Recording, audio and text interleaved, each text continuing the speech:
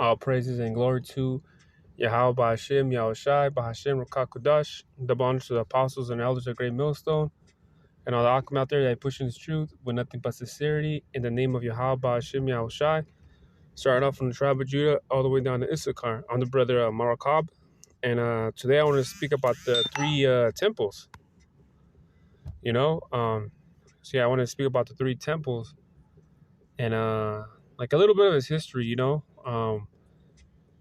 because there was that first temple, and then of course there was the second temple. And temple is the hopeful elect, though. I mean, it's the elect, though. Well, not the hopeful. There is an elect out there, but it's the elect, though. So I'll get into that. But I want to start off with the first temple, and this is First Chronicles 22:6. It says, "Then he called for Solomon his son." So this is King David, right?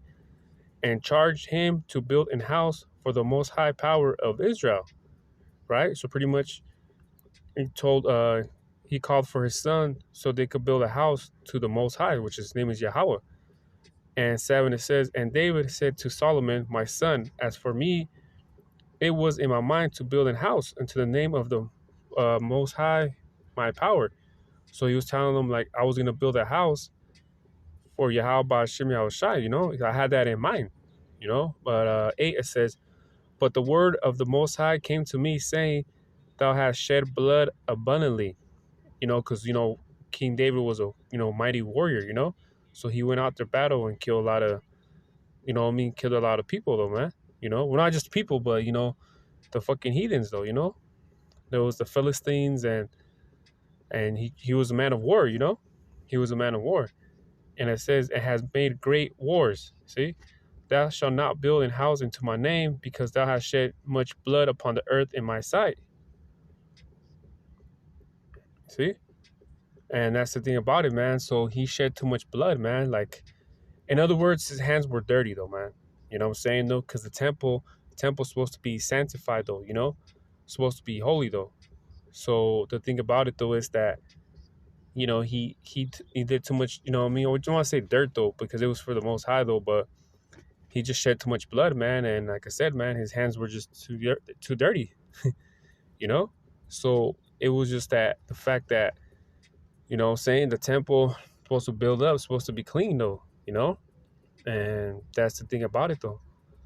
So, getting into the first temple, so he put it on King Solomon to do so, So this is First Kings 5:1. It says, "And Hiram, king of Tyre, sent his servants unto Solomon, for he had heard that they had anointed him king in the room of his father, for Hiram has ever lover of David."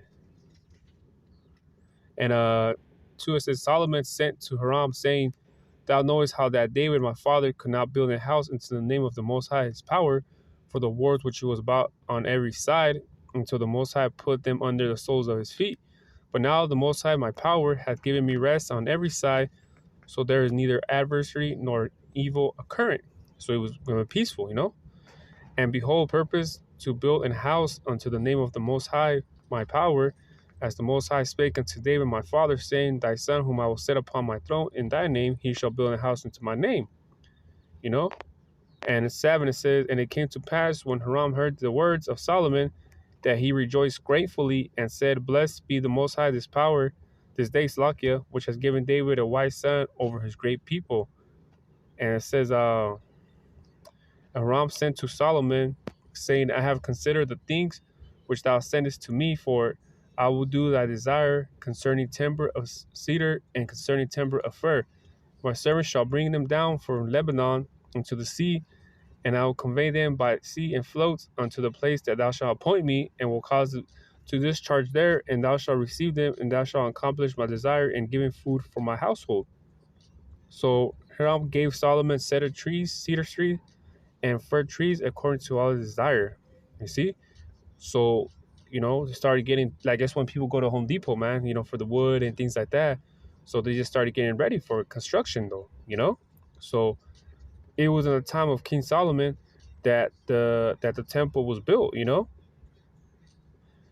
in the house which, this is First Kings 6:2, it says, "In the house which King Solomon built for the Most High, the length thereof was 80 cubits, And and it's it gives you the whole rundown, man, and the measurements and things like that.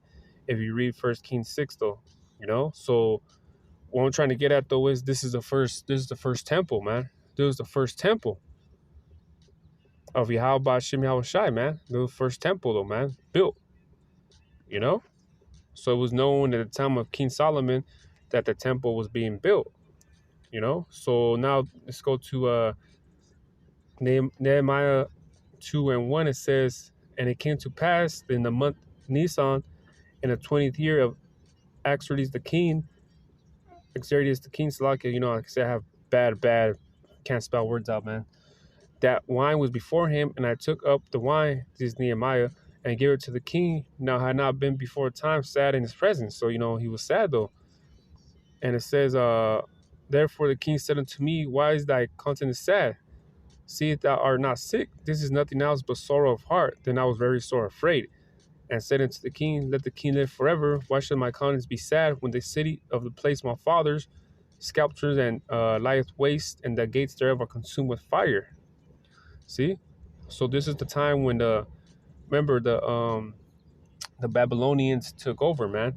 The Babylonians took over, and after the Babylonians took over Judah, the Persians did afterwards. You know what I'm saying though? So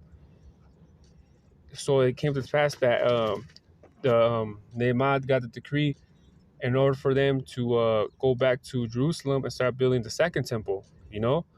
And this is what happened though. Because like I said, Xerxes gave the pass, in other words, for Nehemiah and Ezra too, of course, at the time of Ezra, to go over there and build the second temple though, because it says Nehemiah 4:1, it says, "But it came to pass that when Sanballat heard that we builded the wall, he was wroth, he was mad though, and took great indignation and mocked the Jews.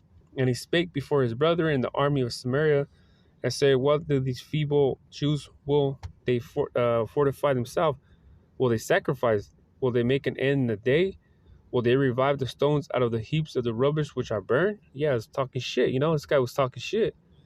Now, Tobiah the Ammonite was by him, and he said, "Even that which they build, if a fox go up, he shall even break it down their stone wall." So, pretty much calling what they were building weak, though, man. That a fox jump on their walls that they're building, that shit will crumble.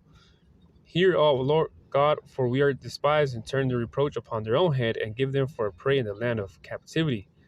And cover not their iniquity, and let their sin be blotted out from before thee, for they have provoked thee to anger before the builders." See, so they were building though. This is the time of the Persian captivity, man. "So built we the wall, and all the wall was joined together unto half thereof, for the people had a mind to work." So that's the thing about it, man. So 10 it says, "And Judah said, The strength of the bearers of burdens is decayed, and there is much rubbish, so that we were not able to build a wall. And our adversaries said, They shall not neither see till we come in the midst among them and slay them and cause the work to cease," to stop though.